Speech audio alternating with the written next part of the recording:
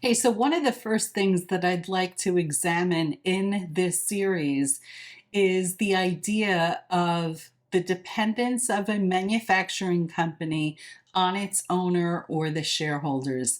Um, One of the things that I noticed in the years that I was doing auctions is that this was very common. Almost in every single case, there was no management team in place. The business was highly dependent upon the owner. So, one of the things in working in mergers and acquisitions that top quality buyers want to see is a good quality management team in place. The tribal knowledge cannot just exist in the shareholder's head. It's got to live in a team. And the why of that is, if someone is investing in your company and all the tribal knowledge exists in your head, the buyer's investment could be at risk. So, some other issues with this too. If a management team already exists, an acquirer can begin to immediately work on business development rather than worry about laying that foundation, which is absolutely necessary for sustained growth.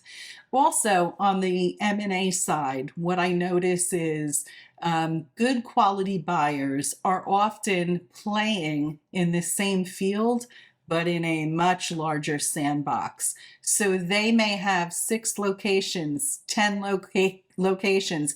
Recently, a company visited one of our listings and they owned 25 different companies, different locations in their portfolio. And this was a privately held company. So these people are not seeking to buy a job.